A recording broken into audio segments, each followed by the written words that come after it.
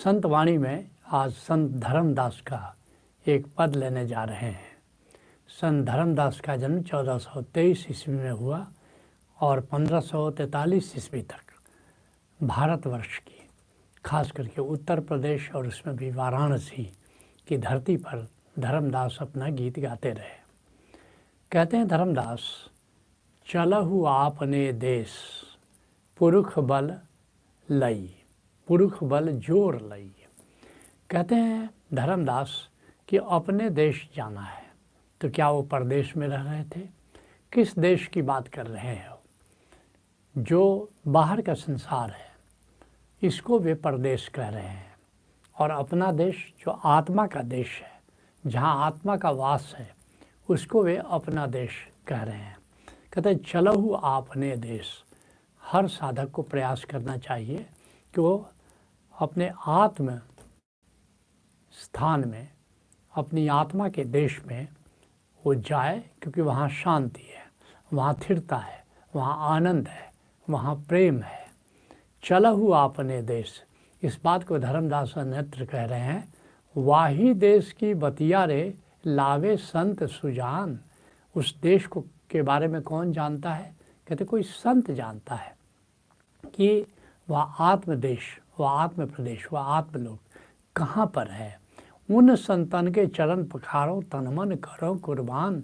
और ऐसे संत जो आत्मज्ञानी हैं, जो आत्मा की खबर दे सकते हैं, ऐसे संतों का चरण पखारना चाहते हैं, उनको सम्मान देना चाहते हैं। और तन मन करो कुर्बान, अपना तन, अपना मन, अपना जीवन हम ऐसे संतों पर, ऐसे सद्गुरुओं पर कुर्बान कर देना चाहते हैं। कहते हैं धर्मदास, चलहु आपने देश पुरुष बल जोर लई। उस देश में जाने के लिए, साधना में प्रगति के लिए आत्मबल चाहिए। और ये आत्मबल कैसे होगा? तथाता से होगा और श्रद्धा से होगा। कृष्ण कहते हैं श्रद्धावान लभते ज्ञानम। श्रद्धावान को ही ज्ञान हो सकता है।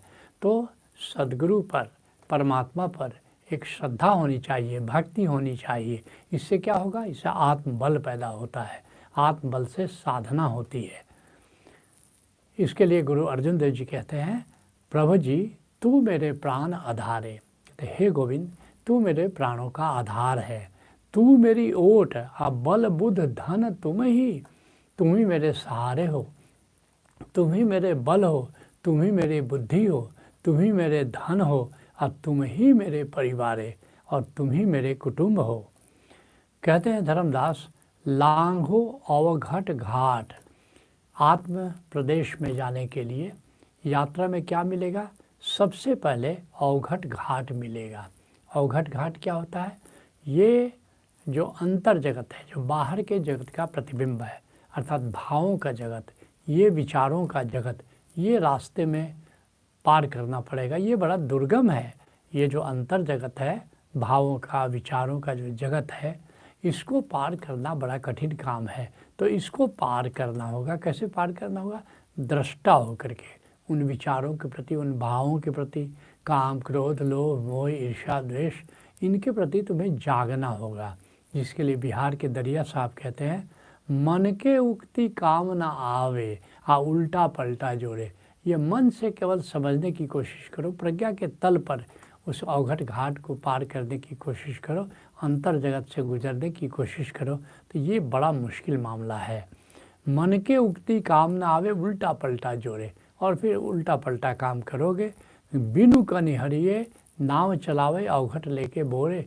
जैसे तुम नाव चला रहे हो और नाव चलाने की कला नहीं जानते हो, तो नाव डूबनी निश्चित है। तो क्या करना होता है? कुशल नाविक रखते हो, कुशल नाविक हो तो उसकी नाव पर बैठते हो। ऐसे सद्गुरु एक कुशल नाविक है।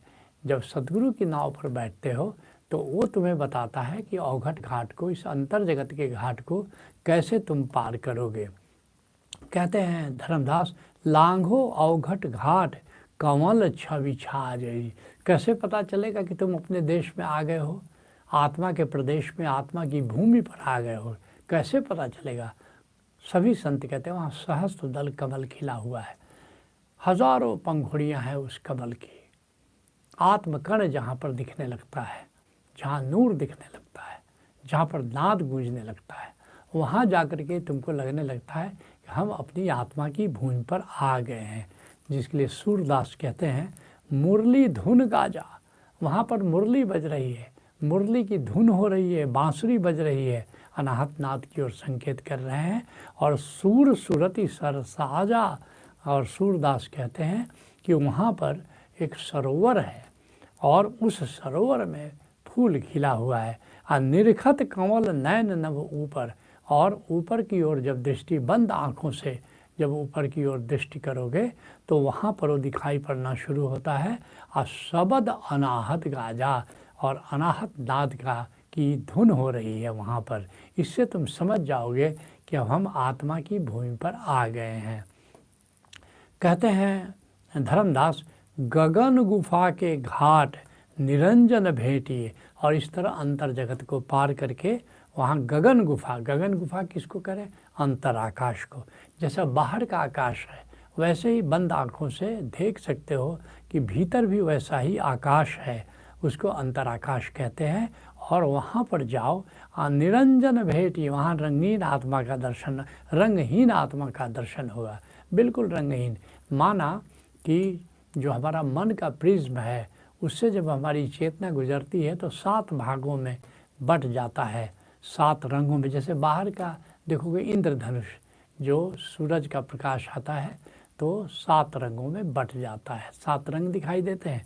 ऐसे ही हमारे भीतर भी 7 रंग दिखाई देते हैं, लेकिन वास्तव में आत्मा रंगहीन है, उसका कोई रंग नहीं है। तो कहते हैं कि वहाँ जा कर के वो उस आत्मा का, रंगहीन आत्मा का दर्शन होगा। जिसके लिए कबीर कहते हैं अलह अलख न जाई लखिया, ईश्वर कैसा है? और कह सकते हो कि चूँकि ईश्वर का अंश आत्मा है तो वो भी ऐसा है। कैसा है? अलह अलख, अलख अर्थात पारदर्शी। अगर कोई चीज़ बिल्कुल पारदर्शी हो तो दिखाई नहीं देता, तो आत्मा भी पारदर्शी है, परमात्मा भी पारदर्शी है। अलह अलख न जाई लखिया, इन आँखों से वो दिखाई नहीं देता है। और गुरु गुर दीना मीठा, लेकिन गुरु ने एक ऐसा गुर दिया, ऐसी हमको युक्ति दी। तो कैसी युक्ति दी? कि बड़ी मीठी है, बड़ी प्यारी युक्ति है। क्या है? कह कबीर मेरी शंका नासी सरब निरंजन दीठा, उसको जानने के बाद मेरे सारी शंका दूर हो गई है। अब सर्वत्र मैं उस निरंजन रंगहीन परमात्मा को ही देखता हूँ।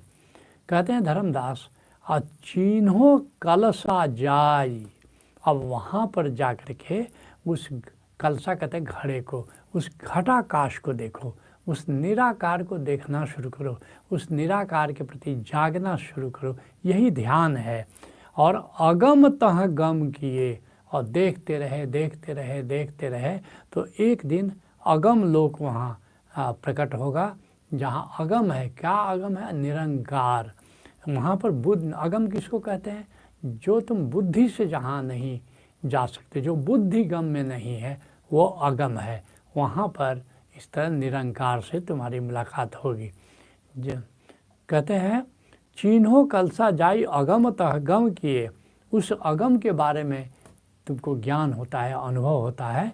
जिसके लिए यारी साहब कहते हैं गुरु के चरण की रज लेके 2 नयन के बीच अंजन दिया। कहते हैं मैंने गुरु के चरणों की धूल लेकर के 2 नयन के बीच अंजन दिया, श्रद्धा से उसको आँखों में धारण किया। और तिमिर माही उजियार हुआ, ऐसे जब आँख बंद करोगे तो अंधेरा दिखेगा। घट घट दीपक बरे, कबीर साहब कहते हैं घट घट दीपक बरे लखे नहीं अंध है, और लखत लखत लखी परे कटे जब फंद है। तो उसी बात की ओर इशारा करें कि तिमिर माही उजियार हुआ, वहाँ तो पहले अंधेरा दिखाई देता है, लेकिन धीरे धीरे धीरे धीरे देखते रहे तो वहाँ उजाला दिखाई पड़ने लगता है। और निरंकार पिया को देख लिया, और वह जो उजाला फैलता है भीतर, उसमें तुम अपने निरंकार, निरंकार कौन हुआ? जो निराकार में ओंकार की गूंज हो रही है, उस निराकार में नूर जगमगा रहा है। तो ऐसे प्रीतम का वहाँ दर्शन होता है। कहते हैं धर्मदास निरंकार निज रूप सो हृदय देखिए, वह जो निरंकार है वो अपना मूल स्वरूप वही है। शरीर, हम भौतिक शरीर हमारा मूल स्वरूप नहीं है। वह जो निरंकार स्वरूप है वही हमारा मूल रूप है। असो हृदय देखिए, हृदय शब्द जब संत वाणी में आता है तो उसका अर्थ निराकार होता है। तो उस निराकार में जाकर के अपने वास्तविक स्वरूप का दर्शन करो, जिसके लिए गुरु रामदास कहते हैं, बड़ा मेरा गोविंद अगम अगोचर आदि निरंजन निरंकार जी। कहते मेरा गोविंद बड़ा विराट है, बड़ा वास्ट है, वो अगम है अर्थात कि बुद्धि के बाहर है, वो बुद्धिगम में नहीं है, और अगोचर वो इंद्रियों से उसको नहीं जान सकते हो। आद सच जुगादि सच है भी सच, नानक होसी भी सच। नानक देव जी कहते हैं कि वो ऐसा नहीं, वो सदा से है, सनातन है, निरंजन है अर्थात रंगहीन है, और निरंकार जी वह निराकार में गूंजते हुए ओंकार की तरह है। ताकी गति कही न जाई अमित बढ़ियाई। अब उसके बारे में क्या वो चर्चा से परे है, वो अनिर्वचनीय है, अमित बढ़ियाई, और उसकी इतने गुण हैं कि वो पैमाने में उसको ढाल नहीं सकते हो। मेरा गोविंद अलख अपार जी। मेरा गोविंद कैसा है? अलख है, पारदर्शी है, अपार है, अपरंपार है, उसका ओर है न छोर है। कहते हैं धर्मदास, अगम महल में जाई पिया जह भेटिए। और ऐसे ही यात्रा करते रहे तो उस अगम महल निर्वाण लोक को, संत मत में 14 लोक हैं, साधना में तो जो 13वां लोक है उसका नाम है अगम लोक। वहाँ जाकर के निर्वाण घटित होता है। निर्वाण क्या है? ये पूरा अस्तित्व अखंड परमानंद है।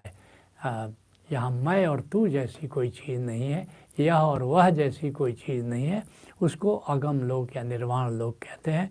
कहते फिर वहाँ उस लोक में तुम्हारा प्रवेश होता है।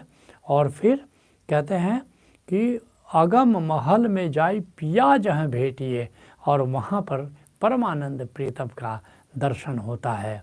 जिसके लिए दादू साहब कहते हैं, मन निर्मल थिर होत है राम नाम आनंद। और फिर उस श्लोक में जाकर के क्या होता है? मन निर्मल हो जाता है, चंचलता उसकी समाप्त हो जाती है, वो थिर हो जाता है। राम नाम आनंद, ओंकार का आनंद तत्व वहाँ पर अनुभव में आना शुरू हो जाता है। दादू दर्शन पाइए पूर्ण परमानंद। और इस तरह जो परमात्मा है, पूर्ण परमात्मा है, जो परमानंद है, उसका दर्शन होता है और उसको तुम पा लेते हो, उसको तुम जान लेते हो, उसके साथ तुम एकाकार हो जाते हो। कहते हैं धर्मदास, आप पुहुप दीप के मद पुरुष का नूर है। और कहते हैं कि वो जो सहस्त्र दल कमल, वहाँ पर जो पुष्प है वो सहस्त्र दल कमल है, वो दिखाई पड़ना शुरू हो जाता है, और उसके मध्य में आलोक दिखाई पड़ना शुरू हो जाता है। और फिर कहते हैं कि पुहुप दीप के मध्य में पुरुष का नूर है, और वहाँ पर वो नूर दिखने लगता है, आलोक दिखने लगता है, क्योंकि आत्मा नूरानी है। सूफी कहते हैं रूह नूरानी है। जिसके लिए कबीर साहब कहते हैं, गगन मंडल के बीच में तहवा झलके नूर। वह जो भीतर का गगन मंडल है, जो भीतर का अंतर आकाश है, वहाँ पर नूर जगमगा रहा है। निगुरा महल न पावई पहुँचेगा गुरुपुर। लेकिन जो निगुरा होगा वो वहाँ पर नहीं जा सकता, लेकिन जिसका पूरा गुरु है वो वहाँ पर निश्चित जा सकता है, क्योंकि पूरा गुरु के मार्गदर्शन में ही वहाँ पर प्रवेश मिलता है। कहते हैं धर्मदास, कहे कबीर धर्मदास सोई भरपूर है। धर्मदास कहते कि मेरे गुरु ने मुझे बताया, मेरे गुरु कबीर साहब ने मुझे बताया कि सोई भरपूर है, कि वह जो आत्मा है अपने आप में पूर्ण है। परमात्मा तो पूर्ण है ही, आत्मा भी पूर्ण है। तो ईशावास्य उपनिषद का वह श्लोक तो तुमने सुना होगा कि कहते हैं कि वह जो है वो ओम पूर्णमिदं पूर्णमदः पूर्णात् पूर्णमुदच्यते अब पूर्णस्य पूर्णमादाय पूर्णमेवावशिष्यते। परमात्मा भी पूर्ण है, आत्मा भी पूर्ण है, और पूर्ण से जब पूर्ण लिया जाता है तो पूर्ण ही बच रहता है। उसी उपनिषद के वाक्य की ओर इशारा कर रहे हैं, जिसके लिए सुंदरदास कहते हैं, कोई नीरे कहे कोई दूरे कहे। परमात्मा को कोई कहता है कि तो बड़ा दूर है, 7वें आसमान पर रहता है, कोई कहता है वो तो पास से भी पास है, वो तो हमारे घट के भीतर ही रहता है। और आप ही नीरे न दूर है रे, लेकिन वो तो सर्वव्यापी है। इसलिए उसको न तो दूर कह सकते हो न तो उसको नज़दीक कह सकते हो। दिल भीतर बाहर एक सा है। और यहाँ पर भी दिल या हृदय शब्द निराकार के लिए प्रयुक्त होता है, घट के निराकार के लिए। कहते हैं दिल बाहर भीतर एक सा है। घट के भीतर या घट के बाहर वो सर्वव्यापी है, एक सा है। आसमान ज्यों भरपूर है रे, जैसे आकाश सर्वव्यापी है ऐसे परमात्मा सर्वव्यापी है। सही बात तो ये है, आकाश ही परमात्मा है। तो संत वाणी को यहीं पर विराम देते हैं।